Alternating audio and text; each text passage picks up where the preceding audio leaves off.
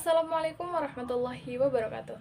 Hai, perkenalkan, saya Alia Hanugrah Pane dengan NIM 2401013 dari program studi Keperawatan A semester 2 Universitas Al-Faroihan.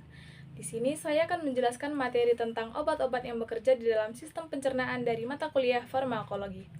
Sebelumnya, teman-teman tahu nggak apa itu sistem pencernaan? Sistem pencernaan adalah rangkaian organ di dalam tubuh yang bekerja sama untuk memproses makanan dan minuman yang kita konsumsi, mengubahnya menjadi energi dan nutrisi yang dibutuhkan oleh tubuh, serta membuang sisa-sisa yang tidak dibutuhkan oleh tubuh lagi. Adapun organ yang terlibat di dalam sistem pencernaan yang pertama adalah mulut. Mulut ini sebagai tempat masuknya makanan dan dihancurkan secara mekanis oleh gigi dengan campuran air liur. Yang kedua ada kerongkongan. Kerongkongan ini sebagai saluran penghubung antara mulut dan lambung yang berfungsi untuk membawa makanan. Yang ketiga ada lambung. Lambung ini berfungsi sebagai organ yang mencerna makanan secara kimiawi dibantu dengan asam lambung dan enzim. Yang keempat ada usus halus. Usus halus ini ada duodenum, ada jejunum, dan ada ileum yang berfungsi sebagai tempat sebagian besar penyerapan nutrisi terjadi. Kemudian ada usus besar yang berfungsi untuk menyerap air dan elektrolit dari sisa makanan yang tidak tercerna dan juga untuk membentuk feses. Kemudian ada rektum. Rektum ini berfungsi untuk penyimpanan feses sementara sebelum dikeluarkan. Dan yang terakhir ada anus. Anus ini berfungsi sebagai lubang tempat dikeluarkannya feses dari tubuh. Adapun beberapa contoh penyakit yang terjadi di dalam sistem pencernaan, yang pertama ada diare, mah, radang usus buntu, tukak lambung, gastroesofageal, wasir, dan juga kanker kolorektal.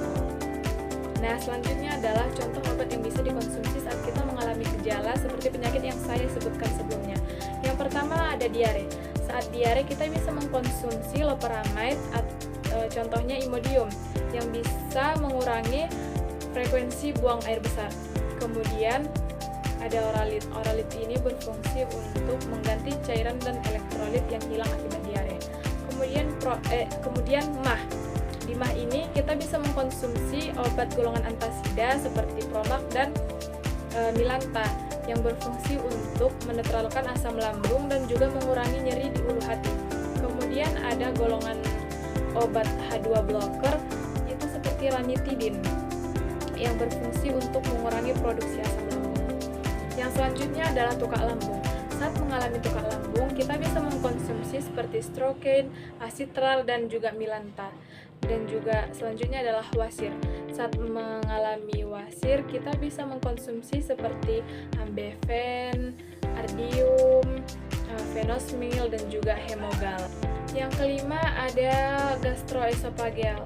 Gastroesofageal ini bisa dengan kemoterapi kisplatin. Dan yang keenam ada kanker kolorektal. Pada kanker kolorektal ini bisa juga dengan kemoterapi nivolumab.